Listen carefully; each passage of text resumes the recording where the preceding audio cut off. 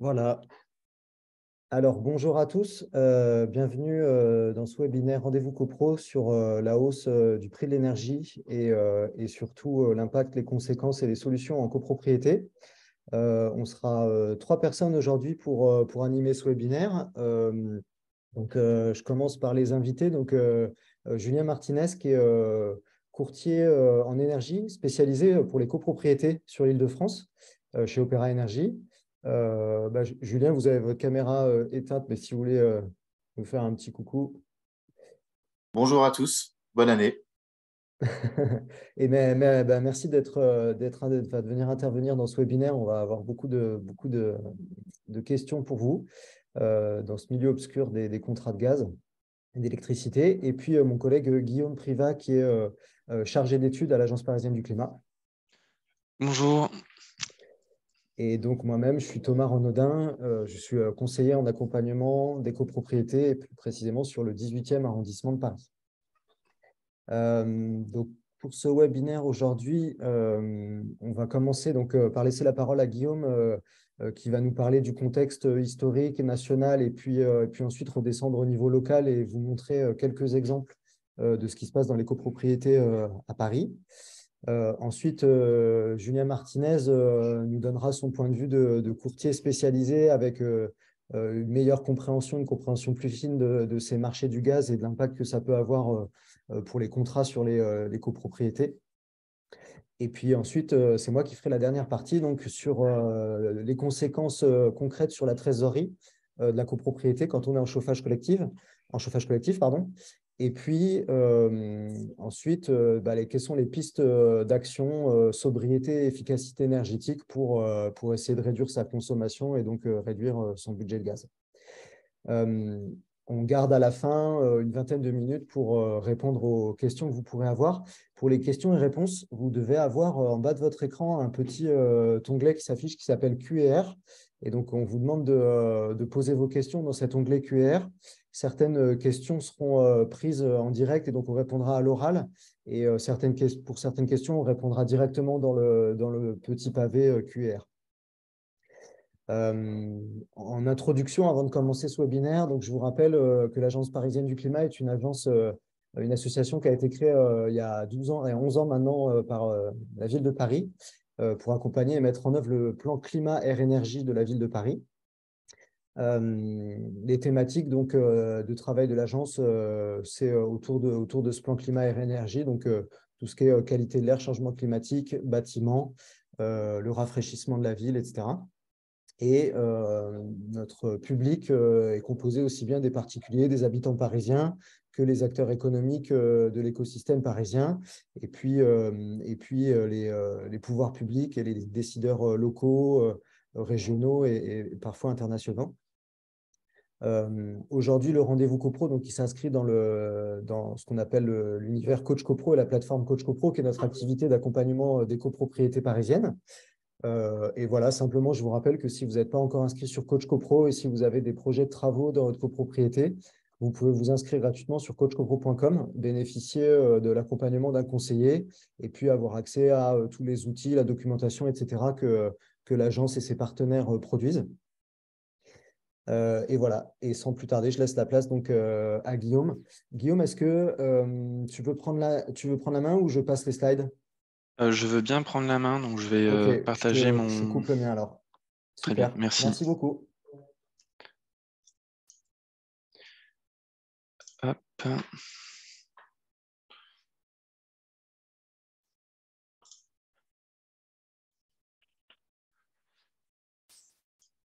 Normalement, c'est en plein écran. Là, pardon. Donc oui, tout d'abord, une première partie sur le contexte et notamment le prix des énergies actuellement. Donc, pour faire un peu un récapitulatif et aussi bien poser l'historique de ce sujet, en fait, avant d'arriver sur une logique de marché, nationalement, on était plutôt sur une question, sur une gestion de l'énergie et de la valeur de l'énergie via un monopole de l'État. Donc, en fait, avant les années 90 et notamment avant le début des années 2000, nous avions un monopole de l'État sur la production, surtout sur la distribution et la fourniture d'énergie, notamment avec l'électricité et le gaz, donc avec ce qu'on avait ERDF et GRDF. Il y a eu une transcription des directives européennes pour l'ouverture de ces marchés, de l'énergie en tant que marché, l'ouverture de plusieurs bourses dès le début des années 2000, qui ont en fait transposé donc une séparation surtout entre la distribution et la fourniture d'énergie, et donc avec un monopole encore de l'État, avec principalement un monopole de l'État, donc avec Enedis pour la distribution de l'électricité et RTGaz pour la distribution RTGaz et GRDF pour la distribution du gaz, et une ouverture à la concurrence de l'ensemble de la fourniture d'énergie. Donc, on a une logique plutôt en marché, et donc une différence, une concurrence, une mise en concurrence de plusieurs fournisseurs, et donc une variation des prix qui se fournissent sur plusieurs marchés européens. Actuellement, donc, ce marché a une certaine tension avec un contexte international tout le monde connaît, mais pour rappel, voilà, donc on a eu la crise sanitaire qui a mis une certaine tension sur l'effort de production du gaz notamment et du pétrole en 2020, aussi une accentuation de cette crise en apport d'énergie avec la situation de la guerre en Ukraine, et aussi une sorte de spéculation en début de crise qui a en fait une crainte sur la disponibilité du gaz, donc une augmentation de sa valeur suite à ce début de crise à l'est de l'Europe. Au niveau national, en fait, on a eu une mise en place d'une réglementation sur le prix de l'énergie, notamment sur le gaz, dès octobre 2021, où le prix du gaz a fortement augmenté. Et donc, on a, pour notamment les particuliers, donc plutôt en individuel, la mise en place d'un bouclier tarifaire, et sur le mégawattheure de gaz, donc en toute taxe comprise, donc ce bouclier tarifaire s'est élevé à 105 €, et donc hors abonnement, hein, bien entendu. Et il existe, il a existé en tout cas pour le gaz jusqu'en fin décembre 2022, et pour l'électricité jusqu'au 1er février 2023. Et donc là, la hausse du prix sera fixée à hauteur de 15%.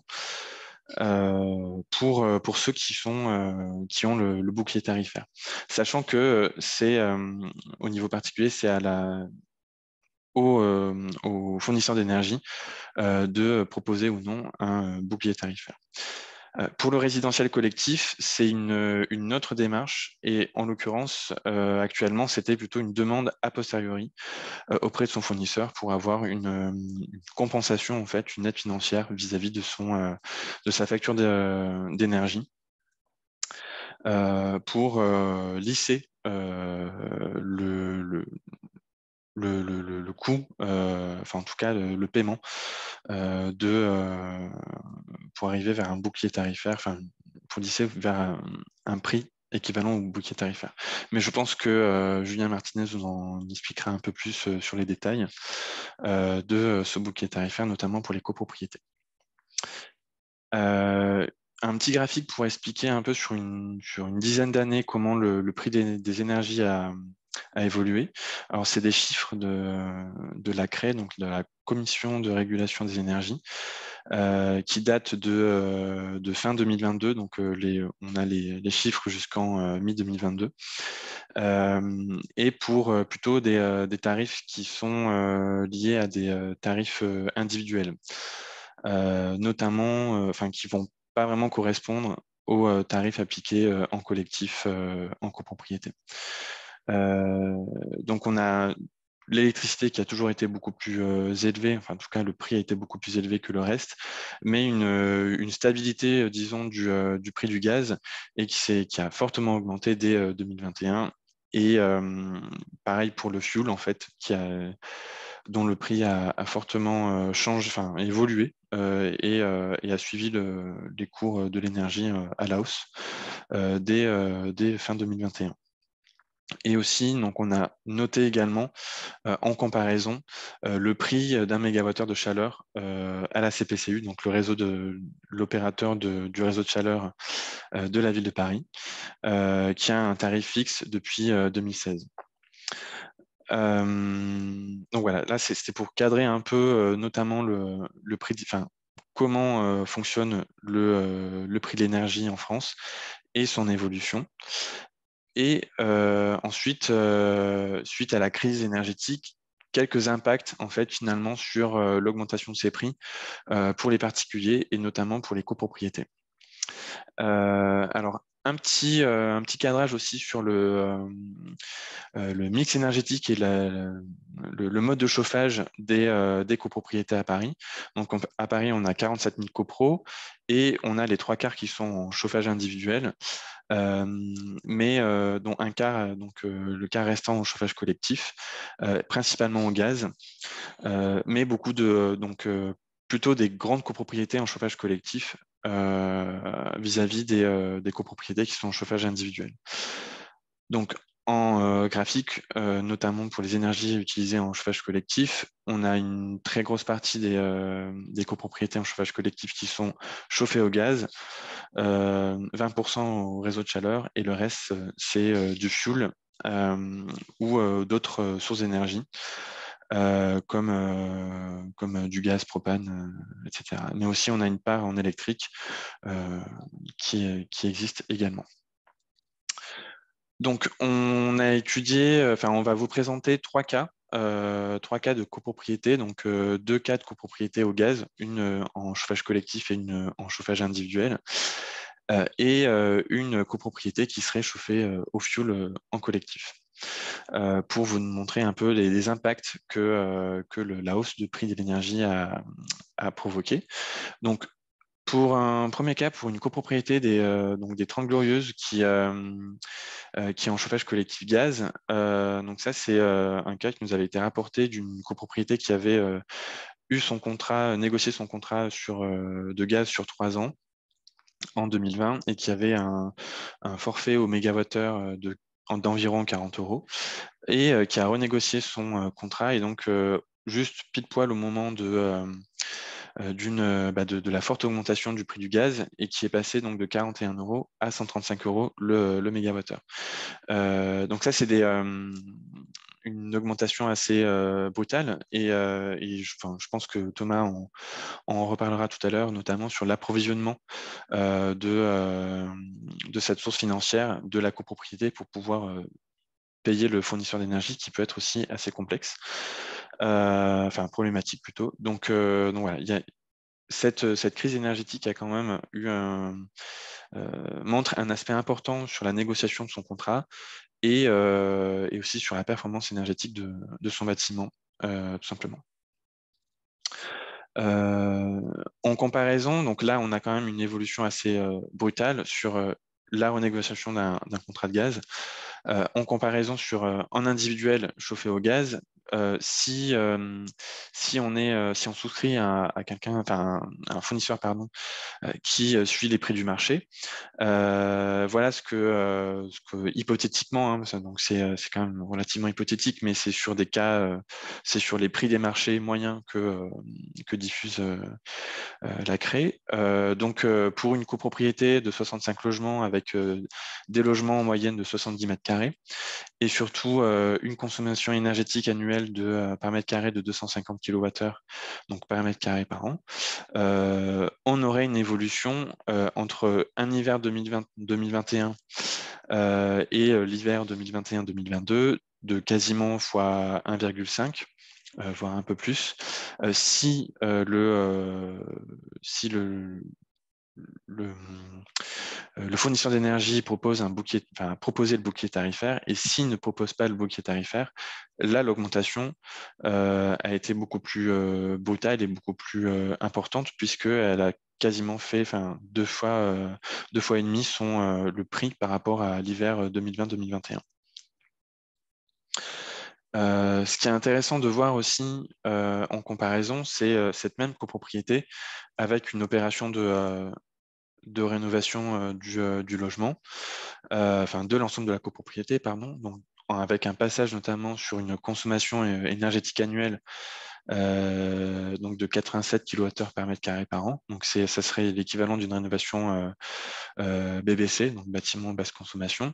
Là, on aurait les mêmes facteurs d'augmentation avec ou sans bouclier tarifaire, mais avec une hausse de la facture beaucoup moins importante et beaucoup plus supportable, disons, pour le particulier.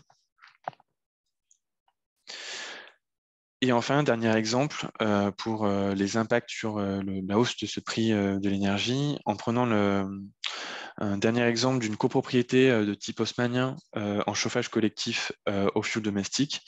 Pareil, alors, par contre, avec une consommation beaucoup plus importante, donc qui serait assez élevée, donc de 350 kWh par mètre carré par an. La copropriété, si elle achetait son fuel en été en prévision de l'hiver qui arriverait, on passerait de 64 000 € sur l'hiver 2020-2021 à plus de 140 000 € pour cet hiver-là. Donc avec un passage aussi en 2021-2022 à une hausse assez conséquente, donc d'un passage de 64 000 € à 78 000 €. Donc c'est ce qui est assez conséquent et ce qui est aussi une conséquence de l'impact de la variation du prix de l'énergie actuellement. Et si on reporte ces charges au niveau individuel, c'est aussi assez important comme approvisionnement financier pour un ménage, puisqu'on passerait sur 2 années de quasiment 1 500 € à 3 000 € pour s'approvisionner en fuel pour se chauffer. Voilà, donc c'était quelques exemples et quelques impacts sur le prix de l'énergie. Maintenant, je passe la parole à Julien pour quelques précisions sur les contrats notamment et aussi les prix en copropriété et comment négocier, je suppose, ces contrats. Alors, rebonjour à tout le monde. Alors, moi, je suis Julien Martinez, courtier en contrat d'énergie, gaz et électricité, spécialisé pour les copropriétés. Et je travaille pour Opéra Énergie, que certains d'entre vous connaissent. Donc, on est 130 répartis sur toute la France et on fête nos 9 ans cette année. Alors là, aujourd'hui, je vais essayer de vous… J'ai vu beaucoup de questions dans l'onglet.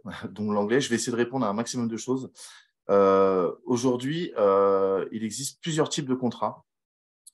Les contrats de type indexé, donc j'ai vu ça en question, et les contrats de type fixe. Il est difficile aujourd'hui sur les 12-24 mois, 24 prochains mois, de se projeter. Donc, il faut évaluer les risques. Voilà, donc je vais vous montrer, pour commencer, en partageant mon écran, l'écran des autres, donc c'est bon. Voilà, donc ça, c'est ce qu'on appelle un comparateur. Hein. C'est pour vous montrer brièvement mon métier. On va mettre en concurrence les différents fournisseurs. Pourquoi? Parce qu'il est important, surtout en ce moment, avec la crise, il peut y avoir des écarts importants entre les fournisseurs. J'ai vu une question passer disant, est-ce que les fournisseurs profitent de cette hausse justement pour faire plus de bénéfices? Alors,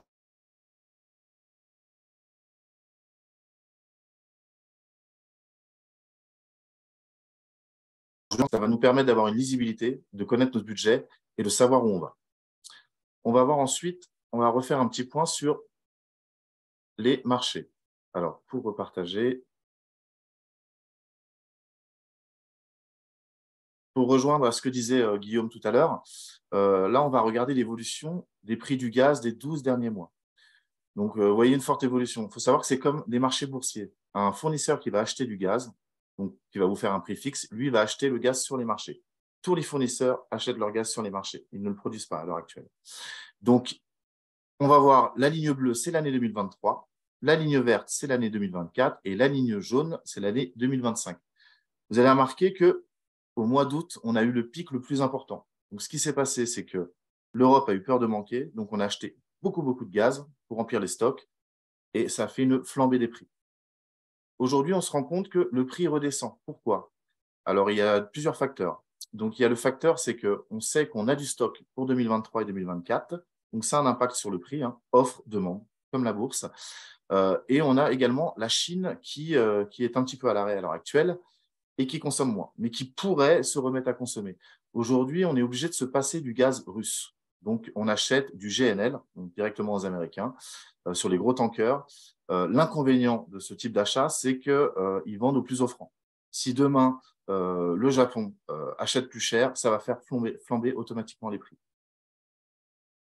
Voilà, donc, et c'est pareil pour l'électricité. Pour comprendre pourquoi l'électricité a augmenté également, vous allez voir que le graphique est similaire. Il suit le marché du gaz. Pourquoi? Parce qu'on a très peu produit en 2022. On n'a jamais aussi peu produit. On a eu la moitié des centrales à l'arrêt, donc maintenance et les fissures. Et on a eu besoin de gaz pour faire l'électricité, ce qui a fait flamber les prix de l'électricité également. Donc, là, j'ai ensuite. Okay. Ensuite, on va parler du bouclier tarifaire. C'est une question qui revient beaucoup en ce moment. C'est comment marche le bouclier tarifaire. En 2022, ça a été compliqué pour les copropriétés à grosse consommation. C'est qu'on a été obligé de subir une hausse, notamment pour les tarifs indexés. Comme je disais tout à l'heure, un tarif indexé va bouger tous les mois. Et donc, en 2022, on a vu le tarif indexé augmenter de 400%. Donc, d'une année à une autre, une copro qui paye 4 fois plus cher, on n'a pas la trésorerie et c'est dur à gérer. Et donc, l'État a remboursé, mais de manière, on va dire, a posteriori. C'est-à-dire que on avançait donc les fonds. Ensuite, le fournisseur, donc l'État ouvrait un guichet pour le fournisseur réclamait l'écart, donc on va regarder juste après sur un tableau, se faisait rembourser et vous faisiez un avoir ou un remboursement. Pour vous montrer l'historique 2022, parce qu'il est difficile aujourd'hui de trouver des tableaux significatifs. En 2022, cette colonne-là, c'est le plafond pour le bouclier tarifaire. Donc j'ai vu justement dans les commentaires, c'était 64,90. Attention, en 2013, ça change, on va regarder tout à l'heure. Là, c'est le plafond TRV désigné par l'État. On ne peut pas savoir le futur, mais on a l'historique de toute l'année 2022. C'est-à-dire que tout ce qui dépassait 64,90 dans notre facture jusqu'à 106 était remboursé. C'est pour ça que, attention, le bouclier tarifaire ne rembourse pas tout. Si demain, on a un prix du mégawattheure à 200 € et que l'État rembourse jusqu'à 106, le reste va être à notre charge. Et ça, ce n'était pas clair pour tout le monde au départ, parce qu'on a été un peu pris de court et c'est arrivé très vite. Donc ensuite, on voit, vous voyez, chaque mois, ça bouge. Le mois de novembre, nous sommes à 214. Donc le remboursement était plus conséquent. Alors ensuite, on va voir pour 2023. 2023, on a déjà le TRV donc du mois de janvier. L'avantage qu'on a en 2023, c'est qu'en 2023, on ne va plus avoir besoin d'avancer les fonds. C'est-à-dire que l'État va appliquer le bouclier tarifaire directement à la source. Donc ça, c'est une bonne nouvelle pour les copropriétés. Donc là, on sait que alors le plafond a augmenté. Il est à 78,50 aujourd'hui. Donc l'écart entre 78,50 de votre molécule, je parle en mégawattheure. Donc 1 mégawattheure, c'est 1000 kWh. Parce que parfois, sur les factures, c'est écrit en kilowattheure. L'écart entre 78,50 et 41,80 va être remboursé directement au fournisseur à la source. C'est-à-dire que ça va être direct, le bouclier va être impacté directement pour la copro. Alors après, pour les questions, est-ce qu'il faut prendre du fixe? Est-ce qu'il faut prendre de l'indexé? C'est assez complexe. C'est-à-dire que ça dépend, il y a plusieurs facteurs. Ça dépend si vous êtes un profil sécuritaire ou un profil plus parieur. Aujourd'hui, l'avenir est incertain, donc on recommande plutôt des durées courtes à l'heure actuelle, parce qu'on ne sait pas où on va. Les marchés pourraient baisser, mais les marchés pourraient remonter également. Donc, effectivement, souvent, on a tendance, quand on voit que ça baisse, on espère que ça baisse encore plus. C'est une question que on peut pas, voilà, on peut pas lire l'avenir. Parce que je vois les questions qui passent. Qu'est-ce qu'on fait dans les 12-24 mois? Je pense qu'on surveille, on évite de prendre des durées trop longues, parce que ce serait dommage de s'engager sur une longue durée. Et si un jour le bouclier tarifaire s'arrêtait, ça pourrait être pénalisant. Voilà pour ce qui est du bouclier.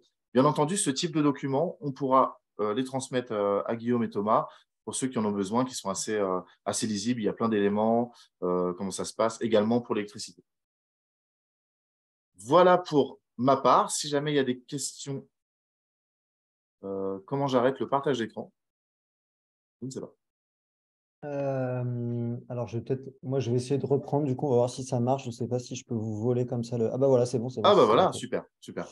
Du coup, là, pour l'instant, il reste pas mal de questions. Donc, sur différents sujets, il y a pas mal de questions sur la CPCU. Donc, ce que je vous propose, c'est qu'on va faire la dernière partie de la présentation. On garde du temps à la fin. Alors, malheureusement, pour la CPCU, là, on n'a pas je ne suis pas sûr qu'on ait l'expertise, donc on ne pourra pas répondre à toutes vos questions. Mais on va essayer de répondre au maximum. Alors, est-ce que j'arrive à reprendre le partage par ici? Oui.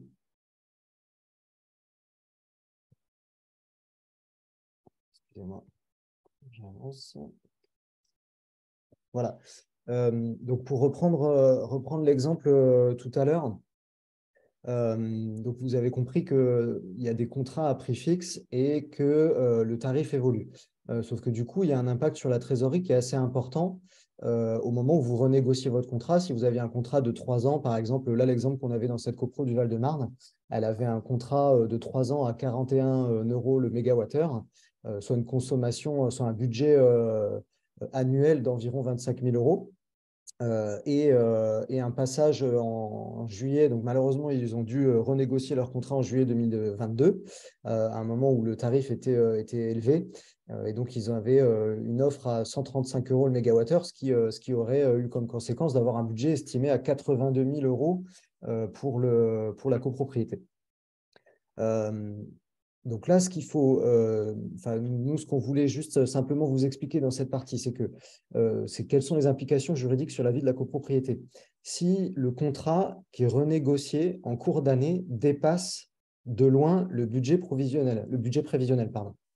Soit il reste de l'argent sur le compte du syndicat, et dans ce cas-là, vous allez pouvoir continuer à payer les factures, mais après, le risque, c'est que vous allez peut-être vous allez simplement consommer de l'argent qui était peut-être dédié à d'autres postes, à d'autres charges ou peut-être à un fonds de travaux, etc. Donc là, il faut faire attention à ne pas amputer les autres éléments de la vie de la copro. Et puis, si ça va trop loin et si ça consomme tout l'argent que vous avez sur votre compte, vous avez un risque, c'est tout simplement de vous retrouver en défaut de paiement. C'est-à-dire que vous ne pouvez pas payer la facture. Et donc là, Julien m'avait expliqué qu'il y a certains fournisseurs qui ont demandé à GRDF à avoir des techniciens qui viennent au pied de votre immeuble et qui vous coupent le compteur de gaz purement et simplement, et ça sans préavis, quoi. Donc ça, il faut être extrêmement vigilant à ça. Et la seule solution à ça, c'est si votre AG arrive, prévoyez tout de suite d'augmenter à votre AG. Soit sinon, si vous allez vraiment arriver en défaut de paiement, il faut très vite organiser une assemblée générale extraordinaire pour valider un nouveau budget prévisionnel et que le syndic puisse légalement faire des appels de fonds plus élevés que ce qui avait été prévu à l'AG précédente.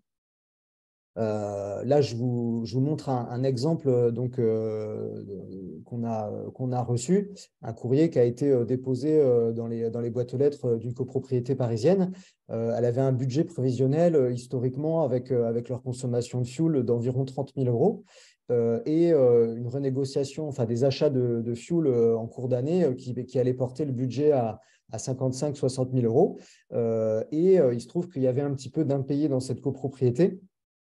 Donc, le syndic a écrit ce courrier aux copropriétaires en leur demandant de payer tous ceux qui étaient en retard de paiement de leurs charges, de les payer au plus vite, sans quoi ils n'auraient plus de trésorerie. Et dans ce cas-là, ils n'auraient pas pu commander du fuel pour la chaudière.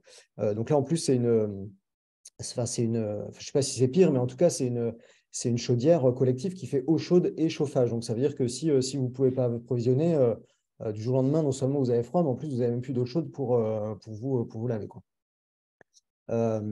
Si vous avez un contrat qui est toujours en cours avec un tarif bas, là, au moment où on se parle, il faut anticiper par rapport à vos prochaines AG. Si votre contrat est encore valable 2 ans, par exemple, vous avez un petit peu de temps devant vous pour voir.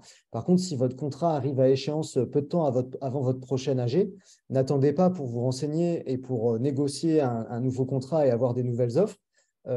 pour pouvoir anticiper dans votre budget prévisionnel l'augmentation du coût de votre énergie et voter un budget prévisionnel en conséquence avec des appels de fonds en conséquence.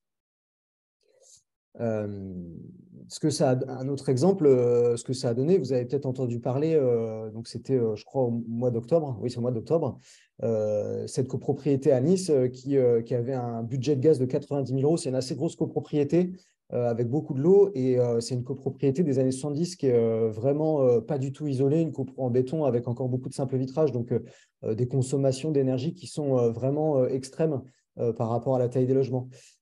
Et donc voilà, ils avaient un contrat de gaz à 90 000 euros et au moment de la négociation, de la renégociation de leur contrat juste avant la RAGé, ils avaient des offres entre 700 000 euros et 1 million d'euros.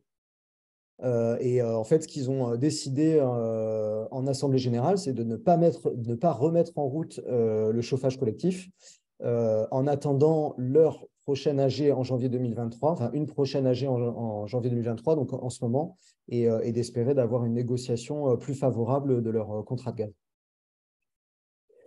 Donc voilà, c'était pour vous faire un peu le panel des conséquences sur la trésorerie. Maintenant, je vais rentrer dans les solutions. Je suis désolé, mais il n'y a pas de solution miracle. Voilà, le gouvernement essaye de mettre en place des boucliers, des choses comme ça, etc. Mais je pense que vous en avez entendu parler. Le coût du bouclier tarifaire, je crois qu'il a été estimé à 100 milliards d'euros. Donc, évidemment, ce sont des sommes qui sont astronomiques et il n'y aura pas d'argent magique. Quelqu'un devra le payer, malheureusement. Donc, nous, les solutions qu'on vous propose dans cette partie, c'est des solutions pour réduire la quantité d'énergie que vous achetez et non pas des miracles pour en négocier le prix. On a regroupé ces propositions d'action selon un schéma qui nous semble, nous, toujours extrêmement intéressant, qui est un schéma qui a été proposé par l'association Négawatt et qui propose de classer les actions en 3 familles qui sont la sobriété, c'est-à-dire la sobriété, c'est on fait des actions volontaires pour réduire sa consommation d'énergie. Ensuite, une deuxième famille qui est la famille de l'efficacité, c'est-à-dire que on demande toujours le même confort, mais on s'assure que les systèmes qui nous apportent ce confort soient efficaces sur le plan énergétique. Et puis ensuite, en dernier, avoir recours à des énergies renouvelables, et on va très rapidement voir ce qui est possible de faire en copropriété. On a également classé ces 3 actions dans un contexte temporel, c'est-à-dire vous expliquer d'abord ce qui est possible de faire à très court terme et ce que vous pouvez en mettre en place dès demain ou dès la semaine prochaine dans votre copropriété. Ensuite, on verra des actions qui peuvent être faites à moyen terme, donc sous 1 ou 2 ans. Et puis enfin, des possibilités d'efficacité énergétique, isolation, etc., qui se font plutôt sur des horizons de temps supérieurs à 1 ou 2 ans. La première partie, donc ici, c'est la sobriété. Je pense que je ne vais pas m'attarder trop longtemps, mais vous avez toujours entendu à la télé le 1 degré en moins, c'est 7% d'énergie en moins. Là, moi, ma contribution aujourd'hui, c'est de vous dire 2 choses. Le premier, c'est que ce 7% d'énergie en moins, il a été calculé sur une moyenne visiblement, il y a un certain nombre de cas où en fait, ce serait plus que 7% qu'on économiserait si on baissait d'1 degré. Ça, c'est la première chose. Et puis, la deuxième chose, c'est qu'on nous dit, on nous parle de ce 19 degrés comme si c'était une nouveauté. Sachez juste que le Code de construction et de l'habitation, il dit que dans les bâtiments qui ont été construits avant 2001, le système de chauffage doit permettre d'atteindre 19 degrés. Et dans les bâtiments construits après 2001, le chauffage doit permettre d'atteindre 18 degrés. Donc le 21 qu'on imagine être le standard, en tout cas la législation nous dit que le standard c'est 19 ou 18. Ce qu'on peut faire aussi, c'est du réduit de nuit, fermer le chauffage dans les pièces qu'on n'utilise pas ou penser à chaque fois qu'on s'absente de son domicile, couper le chauffage quand vous partez un week-end ou même quand vous partez à la journée, pensez à couper le chauffage. L'eau chaude, c'est une partie importante de votre consommation d'énergie. Dans la plupart des copropriétés qu'on accompagne, ça représente 1/3 de la consommation d'énergie, gaz ou électricité ou fuel du logement. Donc, réduire la durée des douches, prendre moins de bains, équiper le logement de pommeaux à économiseurs de douche, c'est des petits gestes qui peuvent être faits rapidement, qui sont raccourcir ses douches, c'est gratuit. Un pommeau à économiseur, ça coûte une dizaine d'euros, peut-être un tout petit peu plus. Et puis, donc, retarder la mise en route du chauffage en début de saison et puis très vite en fin de saison, quand vous voyez que les températures sont un peu plus clémentes, ben, éteindre votre chauffage ou en tout cas la remettre en mode eau chaude sanitaire et plus chauffage, quoi. Et puis, des petites actions d'efficacité énergétique, ben, voilà, maximiser les apports solaires. Si vous avez des fenêtres exposées au soleil, évitez de placer des meubles dedans pour laisser rentrer un maximum les rayons du soleil, pousser les rideaux, etc. Il faut faire la même chose pour les radiateurs. Les radiateurs diffusent mieux la chaleur quand ils sont pas encombrés, pas obstrués. Si vous avez des coffrages sur les radiateurs ou des tablettes au-dessus des radiateurs, ça dégrade sensiblement la diffusion de la chaleur, donc il faut les enlever. Vous pouvez travailler sur l'étanchéité à l'air en ajoutant des battes-portes sur les portes ou des joints autour des fenêtres, des réflecteurs de chaleur derrière les radiateurs. Ça, ce sont des petits équipements que vous allez trouver dans des grandes surfaces de bricolage qui coûtent quelques euros ou quelques dizaines d'euros. Et puis, pensez aussi à entretenir les radiateurs, donc les purger. Normalement, ça se fait plutôt en début de saison, mais je suis sûr que certains d'entre vous ne l'ont pas fait. Donc, purger vos radiateurs, c'est quelque chose que vous pouvez faire vous-même. Attention à ne pas vous brûler. Et si besoin, si ça n'a pas été fait depuis longtemps, un désembouage. Une petite chose aussi auquel vous pouvez penser, vous trouverez sur le site de l'ADEME, il y a une librairie en ligne et vous avez ces deux guides-là qui sont très pédagogiques, très clairs, que vous pouvez télécharger pour regarder toutes les propositions qui sont faites dedans. Et puis, si parmi vous, certains sont au conseil syndical et que vous avez des copropriétaires qui sont moins à l'aise avec les outils numériques, si vous pouvez leur imprimer une version et leur donner, ça peut être sympa aussi en copropriété. Là, je reprends les mêmes actions à court terme, mais là, cette fois-ci, du point de vue quand on est en chauffage collectif, et donc il y a des choses qui vont être à faire en coordination avec le conseil syndical et en consultant un minimum les habitants ou bien avec le syndic. Pour réduire la sobriété, enfin, une action de sobriété qui peut être faite de manière collective, c'est de changer la loi d'eau. La loi d'eau, c'est un réglage qui se fait sur votre chaudière et qui définit, en fonction de la température extérieure, à quelle température va être produite l'eau qui circule dans votre réseau de chauffage. Donc, ça dit, par exemple, s'il fait 10 degrés dehors, ben, j'envoie le réseau de chauffage à 35 degrés. Et puis, quand il fait 0 degré dehors, j'envoie l'eau à 45 degrés pour compenser la température extérieure. Donc, ça, c'est quelque chose qui peut être légèrement ajusté à la baisse.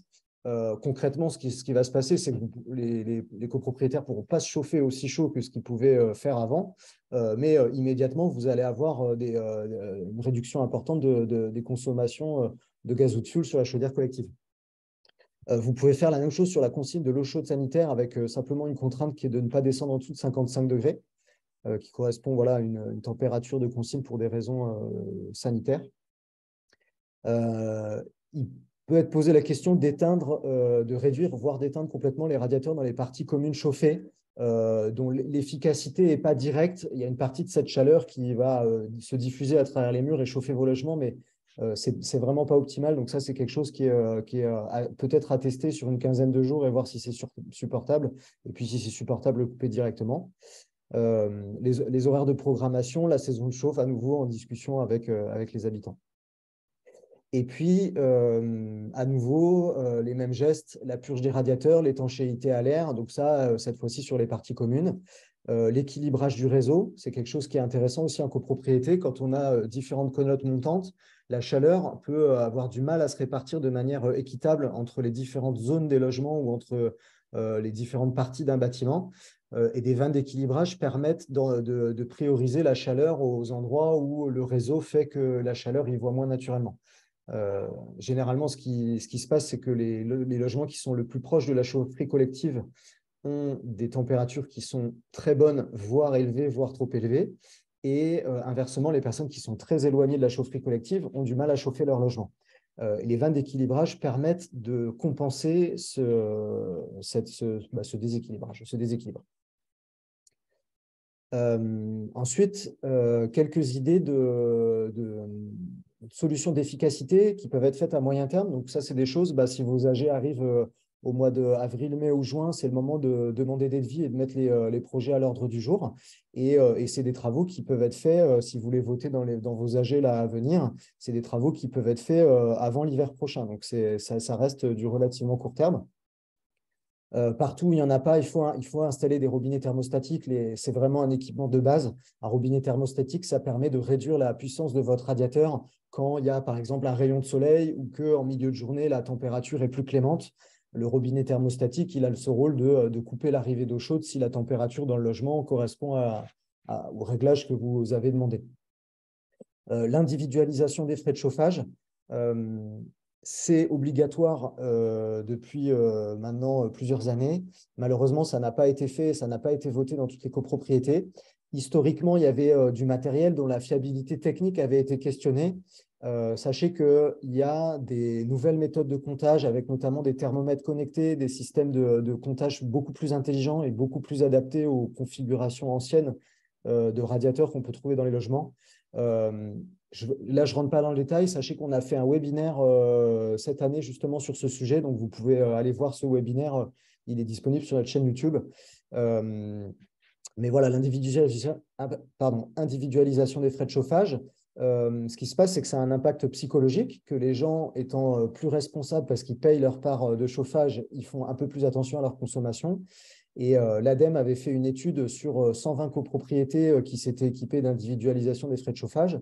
Et de mémoire, je crois que le gain énergétique était… je crois que la statistique, c'est que les 3/4 des copropriétés avaient enregistré une réduction des consommations de 7% ou plus. Et il y a certaines copropriétés, en passant à l'individualisation des frais de chauffage, avaient fait des économies de plus de 15%. Sur la consommation énergétique. Donc, c'est vraiment quelque chose qui a un impact et qui n'est vraiment pas négligeable. Voilà, des vannes d'équilibrage. Donc, on a parlé juste avant de l'équilibrage. Si vous n'avez pas encore de vannes d'équilibrage, du coup, vous ne pouvez pas équilibrer votre installation. Donc, ça, c'est quelque chose à faire en lien avec votre chauffagiste. Lui demander si vous avez des vannes d'équilibrage et lui demander un devis pour installer ces vannes. Une autre solution également, qui est une solution moderne et connectée, qui est ce qu'on appelle la régulation prédictive. La régulation prédictive regarde la météo qui arrive dans les heures qui viennent pour vous faire des économies. Par exemple, quand la régulation prédictive identifie qu'il y a un redoux et du soleil qui est prévu sur la zone de votre copropriété dans 2 heures, elle va pouvoir prévenir la chaudière et lui dire on baisse déjà la production de chaleur dans les radiateurs parce qu'on sait que dans 2 heures, ce sera compensé par des apports solaires importants. Le calorifugage que vous connaissez aussi. Et puis, 2 autres choses qui sont pas des éléments techniques, mais vous pouvez prévoir faire un diagnostic technique global dont le but est de mesurer par où s'échappe la chaleur dans votre copropriété et de vous faire des préconisations de travaux. Et puis, commencer à abonder votre fonds de travaux pour payer soit un DTG, soit des futurs travaux de performance énergétique. Et puis ensuite, à long terme, pour vous remettre le contexte général, dans tous les scénarios qui sont faits à l'horizon 2050, on ambitionne que 90% des logements en 2050 soient rénovés au niveau bâtiment basse consommation, BBC. Donc, ce que Guillaume vous présentait tout à l'heure brièvement, une copropriété qui avait fait des travaux et qui était redescendue à 87 kWh par mètre carré par an. Et donc là, alors je n'ai plus le chiffre en tête, mais je crois qu'il passait de 700 ou 800 euros de gaz par an à 250 ou 300 euros, quelque chose comme ça. Donc ça, c'est le levier le plus important pour réduire sa consommation et du coup être beaucoup moins sensible aux variations du prix. Donc ça passe par les différents postes, l'isolation des murs, des planchers, des toitures, des menuiseries performantes, un système de chauffage performant, un système de ventilation performante. Et idéalement, on essaye de synchroniser tous ces postes de travaux et de faire tout ça en même temps. Et dans ce cas-là, c'est ce qu'on appelle une rénovation globale. Et puis, rapidement, donc, les pistes pour utiliser des énergies renouvelables en copropriété. Il n'y a pas de miracle, ce n'est pas facile parce que les superficies qu'offre la copropriété, que ce soit au sol ou en toiture, ne sont pas toujours parfaitement en adéquation avec la quantité d'énergie qui est consommée sur la copropriété. Les pistes qui semblent intéressantes, c'est le solaire thermique si vous êtes en eau chaude sanitaire collective. Plutôt quand vous êtes en eau chaude sanitaire collective, parce que le solaire thermique, ça produit surtout en été et votre consommation de chauffage, elle est plutôt en hiver. Donc, le solaire thermique n'apporte pas suffisamment d'énergie pour chauffer. Et par contre, va en produire beaucoup en été. Donc, si vous êtes en eau chaude sanitaire individuelle, il va y avoir un problème d'adéquation de réseau qui va être compliqué à résoudre. Le solaire photovoltaïque, c'est une piste également avec la même limite qui est que ça produit principalement en été et que ça produit assez peu au regard des consommations électriques à l'échelle d'une copropriété. Ça peut être intéressant si vous avez un grand parking et que vous utilisez beaucoup d'éclairage pour éclairer le parking. Et puis, on classe plus ou moins dans la famille des énergies renouvelables les pompes à chaleur, qui sont une manière de produire plus de chaleur que ce qu'on injecte à l'origine dans le système, qui sont aussi contraignantes en copropriété parce qu'il faut de la place pour les installer et que ça peut être légèrement bruyant. Donc, il faut s'assurer que ça va être posé voilà, dans le respect du confort sonore de tout le monde. Voilà donc pour la partie un peu théorique. Et puis maintenant, on va s'accorder du temps ensemble pour répondre à toutes vos questions. Donc là, je ne sais pas, on va essayer de prendre peut-être un petit peu par ordre. Je pense qu'il y a beaucoup de questions pour lesquelles, Julien, vous allez être d'une grande aide. Alors, j'ai répondu à beaucoup de questions à l'écrit. Je ne sais pas si elles sont visibles de tous. Ouais. Oui, Oui. elle s'affiche dans un onglet. Ah, voilà. Donc, j'ai répondu j'ai essayé de répondre à la plupart des questions. Alors, il y a certaines questions, par exemple, sur des détails de prix qui varient. Notamment, j'ai vu une question sur les C2E qui ont évolué de 2022 à 2023. Là, je ne peux pas avoir la réponse comme ça. Il faudrait que je puisse lire une facture ou des conditions de contrat, savoir quelles sont les conditions, est-ce que ce sont des C2E révisables, parce qu'il y a des fois des éléments, si on n'a pas les éléments sous les yeux, on ne peut pas se rendre compte. Voilà. Après également, j'ai vu la question de Monsieur Sellerier qui a été reconduit en tacite reconduction par son fournisseur, donc je ne cite pas le nom du fournisseur, hein. Donc son prix a fortement augmenté. Et apparemment, il ne peut pas avoir le bouclier tarifaire par rapport à une histoire de relevé. Et donc ça, pareil, cette réponse-là, je veux bien aller poser la question à nos experts, parce que c'est un cas, c'est la première fois que je lis ce type de cas, parce que logiquement, le fournisseur, à partir du moment où votre prix dépasse le montant du plafond, le fournisseur se fait rembourser auprès de l'État et rembourse la copropriété. Et donc, pour moi, c'est une première fois. C'est assez du jamais vu qu'un fournisseur dise non, on ne peut pas avoir le bouclier tarifaire. Voilà. Donc, ça c'est une question que j'aimerais bien aller poser pour aller avoir la réponse. Là, je pense qu'il y a aussi une question juridique. En premier abord, vous pouvez peut-être vous rapprocher de l'ADIL qui fait du conseil juridique gratuitement pour les habitants pour toutes les questions de logement.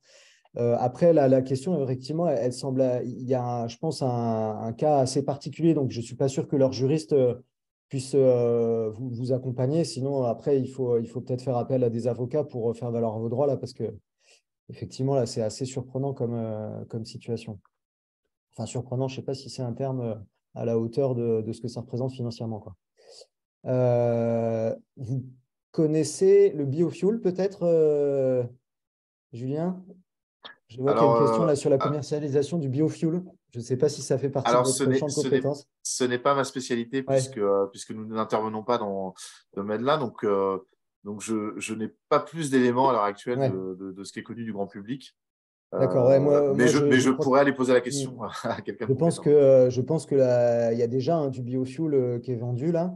Donc c'est F10 et F30, je crois. C'est ça, c'est le F30 a été autorisé sur le marché et normalement, il était censé arriver en début 2023. Alors, donc le F10, normalement, il devrait déjà être disponible et c'est plutôt le F30 qui est attendu, quoi.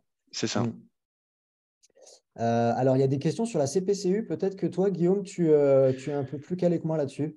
Alors, la CPCU, je n'ai pas envie de dire de bêtises. Je sais que vous pouvez voir qu'il y a eu une demande de la CPCU au Conseil de Paris de décembre 2022 pour une indexation du prix de la CPCU pour que le prix puisse augmenter si le prix du gaz augmente trop fortement dans l'approvisionnement du mix énergétique de la CPCU. Malheureusement, je ne sais pas si cette délibération a été votée en faveur ou non, donc un changement du tarif de la CPCU. Et pour l'instant, la CPCU ne communique pas publiquement là-dessus. Donc, il y a un questionnement qui est clairement actuellement en question. Enfin, il y a une discussion plutôt, mais voilà, il n'y a aucun élément qui a filtré encore sur ce qui va se passer. Après, ce qu'il faudra regarder aussi, c'est à nouveau dans le détail du contrat. Peut-être que ce qui vous est demandé, peut-être qu'ils ont vous proposé une augmentation ou demandé en tout cas une augmentation du contrat sur la partie maintenance de votre sous-station ou de l'entretien de l'équipement, etc. Mais peut-être qu'ils ne concernent pas la partie énergétique. Parce qu'effectivement, à notre connaissance, c'est censé être un contrat avec un prix qui est fixé depuis 2016. Donc, oui, après, ce tarif est fixé via, enfin, c'est politique, c'est le souhait de la ville de Paris en l'occurrence. Et bon, pour l'instant, on n'a pas d'évolution transmise par la CPCU, sachant qu'il y a eu une discussion entre la ville et la CPCU actuellement. Alors, Julien, pour vous, quelles sont les perspectives 18 à 24 mois? Vous y avez un petit peu répondu, mais… Alors oui, je l'ai vu cette question. Alors, c'est assez difficile. Après, je vais vous donner un avis factuel et objectif. Là, aujourd'hui, le prix a baissé parce qu'en Europe, on a consommé 12% de moins que l'année dernière. Le prix a baissé, moins de demandes et la Chine était à l'arrêt. Comme je vous disais, on achète aux enchères, donc sur les gros tankers, on achète aux États-Unis. Et donc, il y a des chances, dans les prédictions, que quand la Chine va se remettre à acheter du gaz et reconsommer, que les prix repartent à la hausse. Donc, il est possible, c'est une éventualité, que le gaz reparte à la hausse. Donc, tout peut arriver. Après, on n'est pas devin. Ce qui est sûr, c'est que le modèle économique sur le gaz russe, on est vraiment dans une nouvelle ère. On ne pourra plus revenir à des prix de 2020-2021. Ouais, puis là, je pense que la situation en Russie, elle est très, très impactante sur le marché mondial de l'énergie. Et bon, malheureusement, je pense qu'il n'y a personne qui est qualifié là pour savoir qu'est-ce qui va se passer à 12 mois, ou à 18 ou 24 mois sur ce terrain-là. C'est compliqué, ouais. Alors, que penser d'un courtier captif d'un syndic? Je ne sais pas si… je ne suis pas sûr de comprendre la question. Dans le mot captif, ouais. Voilà, bon, après, je pense que justement, le courtier, vous avez montré rapidement les comparatifs. Oui. L'idée, justement, c'est de simplifier la mise en concurrence qui est parfois pas toujours faite par les syndics ou parfois pas bien faite par les syndics. C'est vrai que c'est un métier à part entière. C'est important. En fait, ce qui est important dans notre métier, c'est que nous, on travaille beaucoup, on accompagne des cabinets, donc des syndics. Moi, je m'occupe des cabinets parisiens. Et le but, c'est que, par exemple, pour une copro, parfois, je vais faire 6 à 7 comparateurs dans l'année. Alors, le but, c'est pas forcément que la copropriété se dise « Ah, vite, on choisit un nouveau fournisseur ou on garde notre fournisseur ». C'est en fait, ils se rendent compte, le budget, le gaz a un peu augmenté, un peu baissé. Et ce qui est important, c'est que tous les fournisseurs répondent sur les mêmes règles et le même jour. Parce que d'un jour à l'autre, le prix du gaz augmente. Donc, c'est-à-dire que si le gestionnaire fait son appel d'offres, il demande une offre à un fournisseur qui va lui envoyer le mardi, un autre va lui envoyer le mercredi et un autre le jeudi. Parfois, le jeudi, peut-être que les marchés ont un peu baissé. Le fournisseur du jeudi aura l'air moins cher que celui du mardi, alors que peut-être pas. Et donc, en fait, ce qui est important, c'est d'avoir une lisibilité très simplifiée. Ça, le conseil syndical comprend. Le gestionnaire, il peut se dédouaner aussi un peu de ce côté, parce que tout expliquer, c'est pas forcément évident pour lui, parce qu'il est un peu au four et au moulin. Enfin, il est multitâche, le gestionnaire. Et donc, le but, nous, c'est vraiment d'être le plus objectif possible. C'est pour ça que je ne parle pas de nom de fournisseur. Donc, nous, on travaille avec les plus connus et aussi des moins connus. Mais le but, c'est vraiment que chaque fournisseur fasse son offre la plus affûtée et la plus lisible possible. Et nous, on est vraiment à cheval sur les conditions générales. C'est-à-dire que certains fournisseurs auront des clauses différentes que d'autres. Et donc, on va simplifier ça pour que la communication, le conseil syndical, quand il a les éléments, il sait où il va. Et après, on va donner des avis factuels. Parce que ce n'est pas à nous de dire on sait que ça va baisser, on sait que ça va monter, puisqu'on ne le sait pas.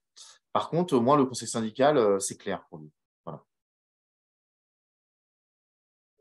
Peut-être qu'on peut prendre les questions dans l'ordre, c'est peut-être plus simple pour nous organiser.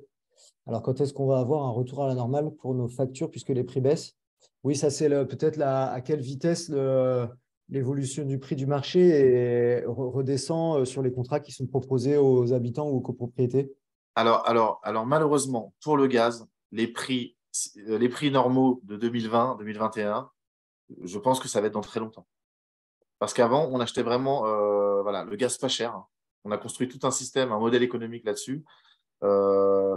Ou alors, il faudrait que la guerre s'arrête demain, mais enfin, ça ne va pas être avant longtemps. Par contre, des prix, aujourd'hui, on retrouve des prix déjà de 2 fois inférieurs à il y a quelques mois, qui sont aux alentours des entre 80 et 90 euros. Donc, c'est à peine au-dessus du plafond.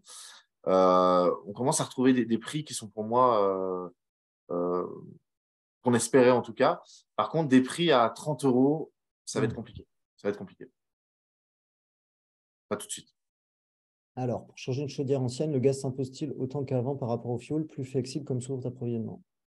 Alors là, je pense que là, d'un point de vue technique, un changement d'énergie en copropriété, euh, il y a des contraintes qui sont très fortes sur la puissance de ce dont vous avez besoin et les caractéristiques techniques de votre bâtiment. Je reprends par exemple l'exemple de la pompe à chaleur. Si vous avez une copro qui n'est pas du tout isolée et que vous aviez une chaufferie d'une très grande puissance en fuel ou en gaz, remplacer cette puissance par une pompe à chaleur, ça nécessiterait des pompes à chaleur vraiment très, très grosses. Ce qui peut vous poser les 3 premières contraintes qui me viennent en tête, ce sont déjà de savoir si, en termes de foncier ou de surface disponible, vous avez la place pour mettre ces pompes à chaleur. Et puis les pompes à chaleur, il faut qu'elles échangent avec l'extérieur, hein. Donc, vous ne pouvez pas les mettre dans un local fermé, par exemple l'ancien local où il y avait votre chaudière à gaz. Ça, c'est le premier point. Le deuxième point, c'est que du coup, vous allez consommer énormément d'électricité et il va falloir vérifier avec Enedis qu'eux sont en capacité, de par leur réseau électrique, de fournir cette puissance électrique à votre pompe à chaleur. Et puis, en troisième lieu, vous pouvez avoir une contrainte de nuisance sonore parce que voilà, les échangeurs thermiques fonctionnent avec des ventilateurs qui forcent la circulation de l'air dans l'échangeur thermique. Et ces ventilateurs-là font un peu de bruit, donc on essaie de mettre des systèmes pour réduire ces nuisances sonores, mais voilà, ça peut poser aussi une contrainte. Par exemple, on ne mettrait pas une pompe à chaleur dans une cour peu large au milieu des logements, parce qu'on soupçonne que ça ferait trop de bruit et que ça serait insupportable pour les habitants. Il y a une question sur l'hydrogène. Là, honnêtement, je ne suis pas sûr qu'on soit trop placé pour vous répondre à ça.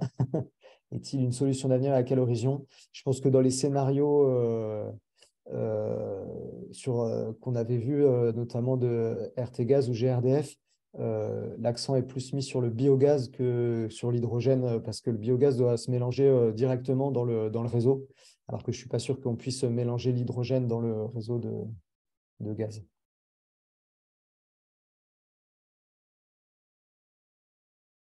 Alors, copropriété chauffée par CPCU, que pensez-vous des répartiteurs de consommation qui se posent sur les radiateurs?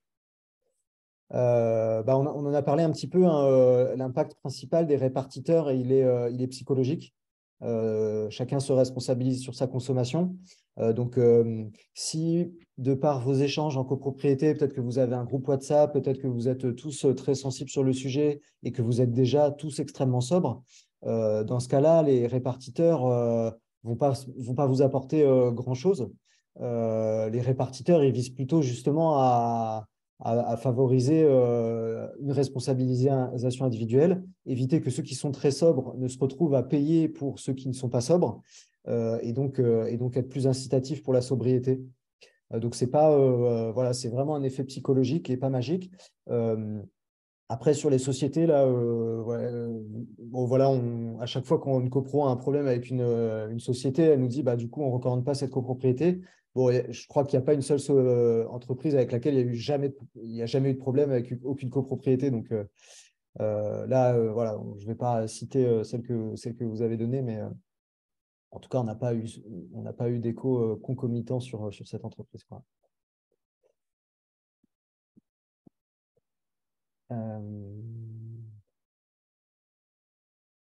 Alors après, il y a une question de Jérôme. Pour 220 logements collectifs au gaz, rentabilise-t-on un changement de régulation de chaudière de type sonde prédictive? Oui, je pense. J'ai pas d'exemple en tête où la question de la rentabilité des travaux ne se pose pas et les projets sont. Donc, quand vous faites un DTG avec un calcul thermique, on calcule la rentabilité de chaque poste de travaux. Pour la régulation prédictive, je pense que moi, de mon point de vue, ce que j'ai vu partager, c'est l'installateur qui montrait des exemples de gains énergétiques réalisés sur d'autres propriétés dans lesquelles il avait déjà installé son système. Donc après, bon, je ne sais pas si les chiffres sont trichés ou pas. Je pense que les sondes prédictives ce genre d'équipements sont plus faciles à rentabiliser dans les grosses copropriétés que dans des toutes petites copropriétés. Pour les panneaux solaires en toiture, vous avez une première aide qui est intéressante, qui est une aide du fonds chaleur de l'ADEME. Et c'est une aide qui vous rembourse la moitié de l'étude de faisabilité. Donc, je pense que les études de faisabilité peuvent coûter autour de 3 000 à 4 000 euros en copropriété. Et ce fonds chaleur rembourse la moitié de l'étude. Ensuite, les aides financières, je ne crois pas qu'il y ait d'aide spécifique au solaire thermique. Ah pardon, ce n'est pas précisé. Oui, je vous ai répondu pour du solaire thermique, mais vous n'avez pas précisé si c'est solaire thermique ou photovoltaïque. Pour le photovoltaïque, il n'y a pas d'aide financière. L'aide financière, c'est un tarif de rachat par l'opérateur, par Enedis, et c'est la seule subvention qui existe. Mais par contre, pour le solaire thermique, donc l'aide pour l'étude de faisabilité, et puis le solaire thermique va pouvoir être pris en compte aussi dans les calculs de MaPrimeRénov' sur vos gains énergétiques. Donc la cible, c'est de faire un gain de 35%. Et si des panneaux solaires thermiques contribuent à atteindre ces 35%, ils seront éligibles au titre de MaPrimeRénov' copropriété.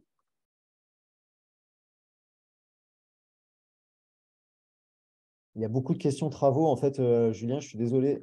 On dévie un peu du coup. Pas de souci. Alors, comment imposer les compteurs d'eau chaude et de chauffage? Alors, les compteurs d'eau chaude, je ne sais pas, mais les compteurs de chauffage sont imposés par la loi. Donc après, c'est toujours la discussion. L'AG peut voter contre. Donc après, si l'AG vote contre quelque chose qui est obligé par la loi, ben, dans ce cas-là, il faut attaquer le syndicat des copropriétaires. Donc c'est tout de suite la grande, voilà, c'est la grosse artillerie tout de suite, quoi. Peut-être là aussi, vous pouvez prendre conseil auprès de la ville pour vous aider là-dessus. Alors,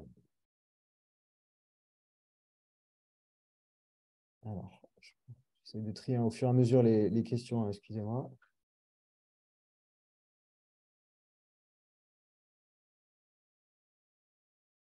Alors là, elle est peut-être une question pour vous, Julien. Si le renouvellement de contrat se fait dans l'année, mais après AG, comment prévoir le budget? Les fournisseurs peuvent-ils donner une prévision de contrat? Vous, quand vous faites les négociations, vous arrivez à avoir des devis qui vont être valables, Bien sûr. Alors, plusieurs mois ou ça va être pour, valable pour- seulement pour- 15 jours? pour vous donner un exemple, les cabinets avec qui je travaille depuis que je suis à Opéra, hein, donc j'ai des cabinets historiques, généralement on les accompagne plusieurs années. Tous les contrats en 2021, j'ai anticipé toutes les échéances qui s'arrêtaient, par exemple en 2022. En 2020-2021, on a signé en avance jusqu'à 2024 tous les contrats parce qu'on voyait que ça dépassait les 40 euros. Et donc, en fait, on a vraiment anticipé tous les contrats et comme ça, on connaissait le budget annuel parce que ça nous a permis de fournir aux copropriétaires un budget, de les prévenir, de dire, voilà, vaut mieux qu'on bloque, regardez, ça monte et ça risque de monter plus. Mais ça nous a permis d'être à l'abri et d'éviter cette tempête de hausse. Bien entendu, avec ceux où on a pu, où on connaissait, par exemple, les échéances et on a des contrats. Forcément, les copropriétés qu'on ne connaît pas, on ne peut pas aller toquer leur porte, leur dire attention, il faut regarder. Mais c'est vrai qu'on recommande toujours d'anticiper et de suivre. Et le gestionnaire ne peut pas toujours le faire parce que forcément, en 2020, quand les prix étaient stables, d'une année à l'autre, le budget augmentait des fois de 5%, ce qui n'était pas vraiment problématique. Aujourd'hui, quand le budget augmente de 175%, des fois 400%, là, oui. Là, il faut surveiller. Donc, ça fait partie de notre métier, en tout cas, de surveiller. Ok. Alors, là, j'ai une question pour l'équilibrage. Alors, pour l'équilibrage et tout ce qui est d'une manière générale touché au réglage d'une chaudière, en copropriété, évidemment, il y a deux approches. Il y a l'approche mesurée et l'approche empirique. L'approche mesurée, l'idéal, c'est il y a certains conseillers syndicaux qui ont fait ça dans des copropriétés que j'accompagne dans le 18e. Ils ont commandé des petites sondes de température, soit des enregistreurs, soit voire des sondes connectées qu'ils ont placées dans différents logements pour voir un petit peu comment la température évoluait et comment étaient chauffés les logements en fonction des conditions extérieures. Donc ça, c'est une approche qui évidemment est plus facile si vous avez un copropriétaire qui a ses radiateurs à fond et qui n'arrive pas à dépasser 17 ou 18 degrés. Vous n'allez pas pouvoir baisser la consigne générale du chauffage. Après, il faudra peut-être voir si, évidemment, si vous êtes dans une copropriété où vous avez tous mis du double vitrage et que ce copropriétaire-là qui se plaint, il est encore sur un simple vitrage très ancien, il faudra peut-être essayer de discuter avec lui pour essayer de le convaincre de faire des travaux de performance énergétique dans son lot. Sinon, effectivement, c'est des thermomètres pour mesurer, essayer d'identifier colonne par colonne quelles sont les zones plus froides ou les zones plus chaudes. Et sinon, c'est par essai-erreur, c'est-à-dire avoir discuté avec les habitants, se dire, OK, là, on pense qu'on a un peu de marge, on baisse un peu. On baisse et puis ben, voilà, on voit dans les 10, 15 jours, 20 jours qui viennent, est-ce que les copropriétaires sont satisfaits ou pas satisfaits et dans ce cas-là, refaire revenir le chauffagiste pour peut-être corriger les réglages qui ont été faits, quoi. Donc voilà, c'est sûr que là, on rentre dans l'aspect psychologique du réglage du chauffage collectif en copropriété qui est assez délicat à pouvoir gérer. Après, évidemment, quand vous avez des budgets de gaz qui passent de 20 000 euros à 80 000 euros ou de 80 000 euros à 200 000 euros, voilà, il faut un moment aussi que tout le monde comprenne que c'est quand même beaucoup d'argent, quoi.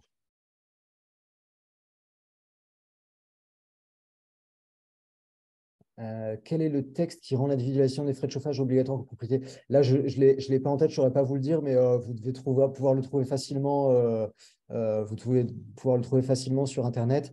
Il y avait des obligations d'individualiser les frais de chauffage qui étaient par étape en fonction de la qualité de l'isolation de la copropriété. Donc, les passoires thermiques, en gros, devaient le faire, je crois, dès 2015 ou 2016. Ensuite, 2018, c'était une autre catégorie, etc., jusqu'à 2020. Donc, à ma connaissance, là, la seule exception, c'est si vous avez une consommation moyenne sur l'immeuble qui est de moins de 80 kWh par mètre carré par an, qui correspond à soit des immeubles qui ont été rénovés, soit des immeubles qui ont été construits après 2012. Sinon, pour toutes les autres avant 2012, qui du coup sont en chauffage collectif et dépassent ce seuil de 80 kWh par mètre carré par an, ont l'obligation de le faire. Une régulation prédictive. Alors, je ne crois pas qu'il y ait énormément de prestataires. Donc là, je ne vais pas vous dire de nom, mais je pense qu'il n'y a que 2 ou 3 professionnels qui font ça sur le marché. Il faut essayer de regarder un peu dans les anciens webinaires qu'on a fait, on en a déjà parlé. Sinon, venez au Forum Habité Durable donc, qui aura lieu dans les mois qui viennent, où généralement les professionnels qui font ça prennent des stands sur le salon.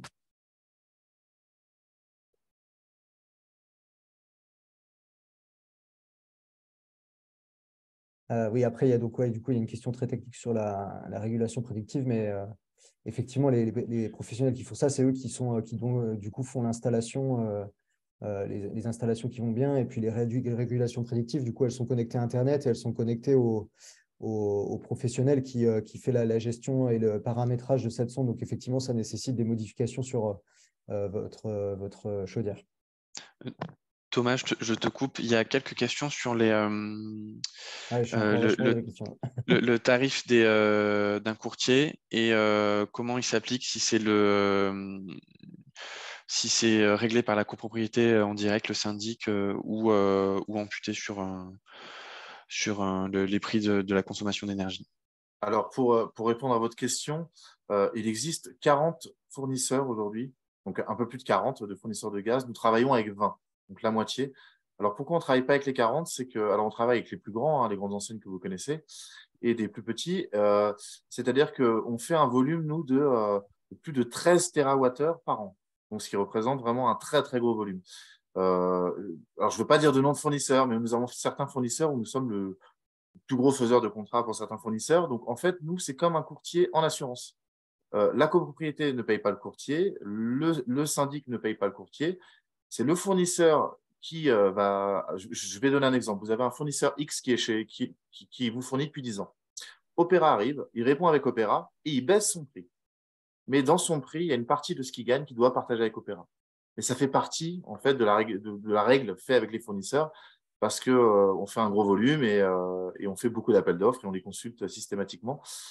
Et ça permet pour les copropriétaires d'avoir un prix affûté et puis d'une mise en concurrence parce que le fournisseur, il faut quand même qu'il gagne face aux autres parce que tout le monde c'est la même règle pour tout le monde. On est marié avec aucun fournisseur.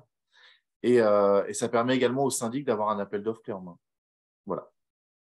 Et bien entendu, si jamais, par exemple, le conseil syndical a une offre en direct, nous, on n'a aucun souci, on l'intègre dans le comparateur. Et si elle est bonne, on le dira. Parce qu'on se positionne vraiment en conseil et en arbitre. Voilà. Donc, mais en tout cas, notre service est gratuit. On peut sans problème consulter un courtier et juste déjà pour avoir une idée du budget, qu'est-ce que ça va me coûter. Ça peut être juste ça et on le fait. Il y a une question sur quelles sont les possibilités de limiter des coûts qui peuvent être utilisés pour avoir des prix qui varient à l'intérieur d'un tunnel. Est-ce que c'est vrai que là, on parle beaucoup de prix du gaz, mais est-ce que Julien, vous pouvez nous expliquer un peu les différents types de contrats? Je crois qu'il y a des contrats à prix fixe, des contrats avec une part variable en fonction de la météo et des contrats qui sont complètement variables, etc. Vous pourriez nous en dire un peu plus? Alors, la part variable en fonction de la météo, je pense que vous parlez d'un courrier d'un fournisseur qui a envoyé un courrier à tous ses clients pour parler justement de… Alors ça c'est un fournisseur, quand il fait une offre fixe, il connaît votre consommation annuelle. Donc, c'est le relevé GRDF. Si votre copropriété consomme 500 MWh par an, donc 5000 kWh, lui, il achète d'avance 500 kWh qu'il va vous vendre à un prix fixe. Et pourquoi il parle justement de météo? C'est que si on a un hiver rude et que vous dépassez votre consommation, le fournisseur va être obligé d'acheter avec les prix du moment. Par exemple, s'il s'est engagé à vous faire un prix en 2021 où le marché, admettons, était à 40 euros, donc vous avez un prix du mégawattheure à 40 euros. Si par exemple l'hiver est rude et que vous consommez plus que 500, le fournisseur va être obligé d'acheter ce qu'on appelle sur le spot. Donc le spot, c'est un marché jour. Donc, c'est un prix au jour et va l'acheter, par exemple, à 300, 400 euros sur une journée, le surplus. Et certains fournisseurs ont envoyé un courrier pour dire justement, on va être obligé d'appliquer ce surplus parce qu'on n'est pas capable de tenir l'équilibre du contrat en cas de surconsommation. Donc, ça, c'est… Après, il y a des fournisseurs qui ont fait le choix de ne pas le faire. Il y a des fournisseurs qui ont fait le choix de dire, eh ben, le surplus, c'est pour nous. Et en fait, ça dépend vraiment des stratégies des fournisseurs. Vous avez aussi certains fournisseurs qui achètent d'avance 90% du volume et qui gardent une marge de 10% au cas où vous consommez plus ou moins. Et là aussi, ça peut être un risque pour le fournisseur si les marchés flambent. Voilà, donc ça dépend aussi de la stratégie d'achat. Et pour répondre donc à la question, donc, un tarif indexé, c'est un tarif en fait où le fournisseur va vous faire un contrat où vous allez payer tout simplement l'indice PEG. Vous allez payer les marchés plus la part du fournisseur, ce qu'on appelle la marge du fournisseur. Donc, c'est pour ça que souvent, elle est écrite, hein, c'est MA plus quelque chose. Et donc, en gros, ça veut dire que si les marchés montent, chaque mois, votre prix change. Dans un prix fixe, le fournisseur achète un volume d'avance, lisse un prix, fait un prix fixe. Par contre, il s'engage à ne pas faire évoluer votre prix sur la durée. Généralement, nous, on est plutôt partisans, enfin, même les syndics avec qui on travaille nous demandent souvent des prix fixes. Pourquoi? Parce qu'il y a des appels de charge et qu'un prix fixe, ça permet vraiment à la copro de savoir vraiment, comme on parlait tout à l'heure, il y avait ça dans les questions, le budget annuel. En fait, l'indexé, les risques de l'indexé, c'est quand ça baisse, c'est plutôt bien, mais quand c'est en 2022, il a augmenté de plus de 400%, ça a été un peu ça a été problématique pour beaucoup de copros qui n'avaient pas, pour les appels de fonds. Donc là, l'indexé, il y a une part de mystère, en tout cas, sur ce qu'on va payer à la fin de l'année. Voilà. D'accord. Guillaume, est-ce que tu vois des questions que tu voudrais prendre ou j'essaie de répondre un petit peu par écrit pour gagner du temps? Pareil, j'ai vu qu'il y avait une question, alors aussi assez technique en termes de solutions sur la géothermie. Alors effectivement, ça pourrait être une solution pour une copropriété en chauffage collectif d'installer donc une pompe à chaleur en géothermie. Par contre, on a très peu de retours. Pour être honnête, on n'a qu'un seul retour de géothermie. Donc c'est il me semble, à Boulogne. Et donc on a une carte de copropriété rénovée avec un ensemble de retours d'expérience. Vous pouvez retrouver ce retour d'expérience sur l'installation donc une pompe à chaleur géothermie dans cette copropriété. Donc c'est clairement une solution pour d'énergie renouvelable pour pouvoir se chauffer et voire produire de l'ECS. Après, c'est des travaux assez conséquents. On a malheureusement pas un tissu de professionnels qui est très développé pour la cible copropriété. La géothermie se fait actuellement plutôt pour le tertiaire, mais ça pourrait être si votre copropriété souhaite faire de la géothermie et à ce type de projet, n'hésitez pas à contacter l'Agence parisienne du climat. Et notamment le dispositif Coach CoPro, puisqu'on serait déjà on serait très intéressé de pouvoir suivre ce type de projet et pouvoir aussi voir avec vous comment on pourrait faire. Alors, il y a plusieurs questions sur les contrats. Que pensez-vous des contrats à prix indexé proposant un clic pour figer le prix sur des périodes futures? Et une autre qui ressemble. Mince. Nous avons un prix fixe jusqu'à novembre. Ah oui, non, pardon. Nous avons un prix fixe jusqu'à novembre 2023. Quand doit-on faire appel à un courtier? Donc, ça, c'est plutôt une question Ouais. sur le timing de comment s'y prendre. Ouais. Alors, pour répondre à la Ouais. première, donc, il existe des types de contrats. En fait, c'est un tarif indexé où, justement, à l'intermédiaire d'un clic, vous pouvez passer en fixe.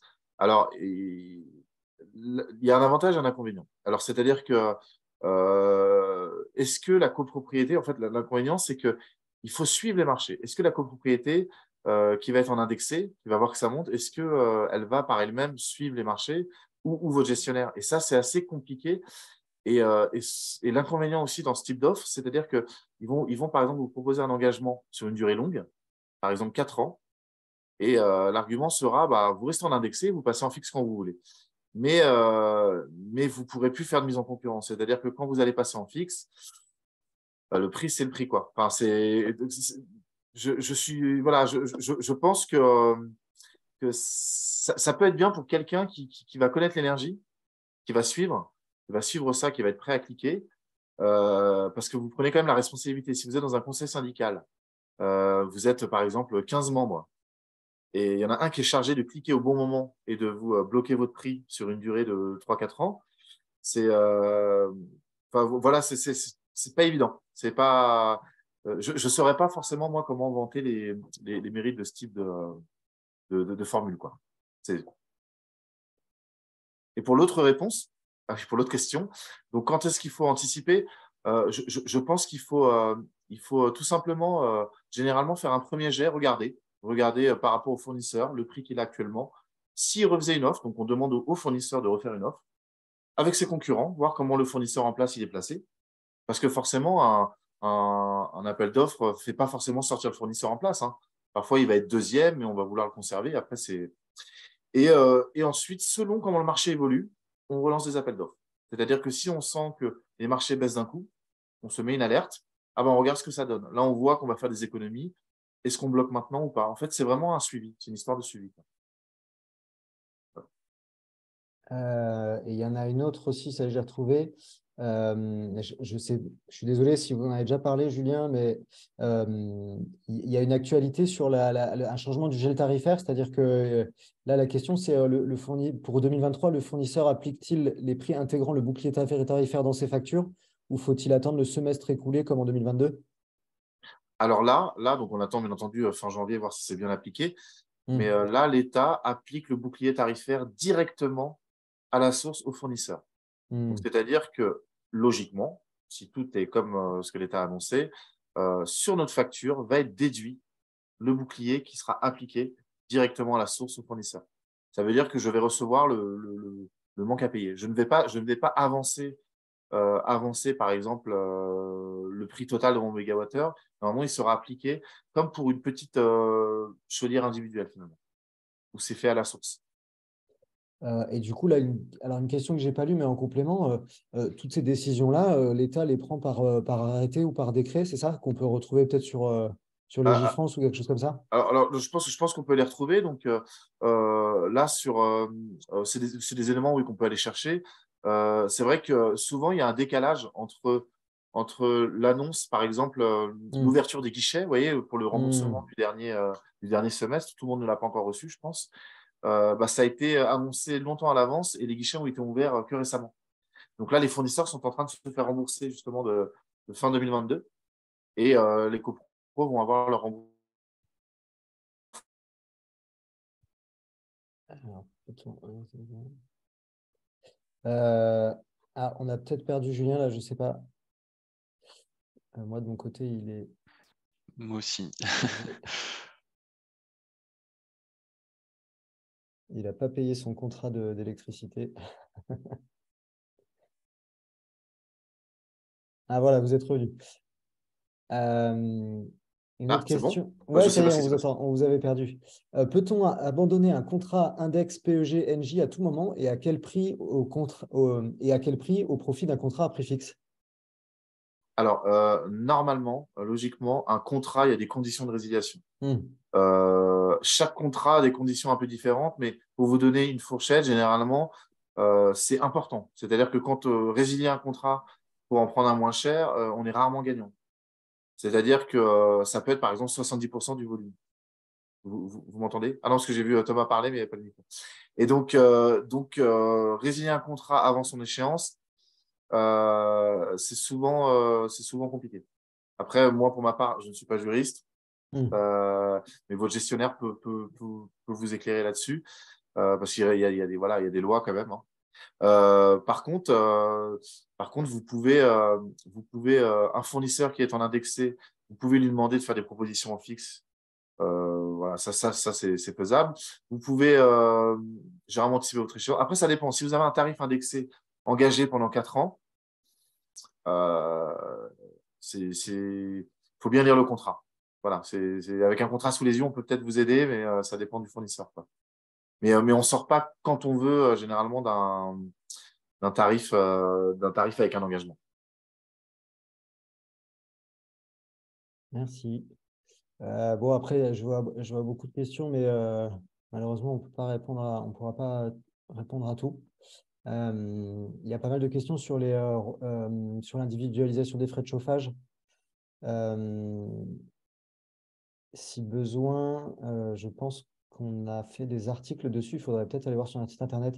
Oui, effectivement, il y a des cas d'impossibilité technique, sauf qu'il y a plusieurs fabricants de systèmes de mesure qui ont trouvé des solutions intelligentes pour pallier à ces difficultés techniques. Les difficultés techniques, c'est notamment quand le réseau de distribution a une configuration qui fait que c'est difficile de répartir et d'imputer à chacun sa consommation. Et effectivement, oui, il y a une question de rentabilité, mais la rentabilité, elle doit être faite par un calcul, hein. C'est-à-dire que quand le législateur dit, par exemple, pour le cas de l'isolation, l'obligation d'isoler une façade quand on fait un ravalement ou l'obligation d'individualiser l'effet de chauffage et qu'on demande une rentabilité, il faut la calculer, hein. On ne peut pas juste dire ah ben, je pense que ça ne va pas être rentable. Vous pouvez vous baser sur ce chiffre de l'ADEME, 7% d'économie d'énergie. Vous prenez la consommation annuelle de la copropriété multipliée par le prix. et vous regardez si 7%, ça couvre l'écart de la location ou de l'achat de ces compteurs d'énergie thermique. Et dans ce cas-là, vous pouvez dire si oui ou non c'est rentable ou pas, quoi.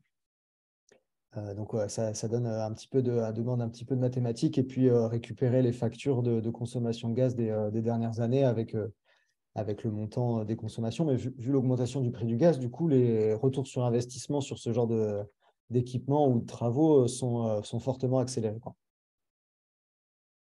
Voilà, je ne sais pas si vous voulez prendre une dernière question, sinon je vous propose qu'on termine maintenant. Je suis désolé pour ceux à qui on n'aura pas répondu, pour tout ce qui est questions, travaux, isolation, ventilation, etc. Et ben, regardez sur notre site, on a pas mal d'articles sur les éléments techniques, etc. Regardez sur les webinaires qui sont sur notre chaîne YouTube.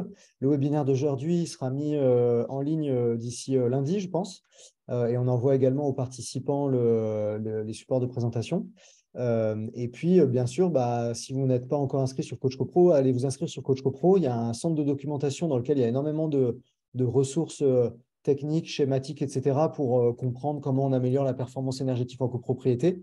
Et puis, si vous vous inscrivez sur Coach CoPro, vous allez être contacté par le conseiller de votre arrondissement et qui essaiera de vous proposer une analyse en fonction des équipements que vous avez, du type de bâtiment que vous avez, etc.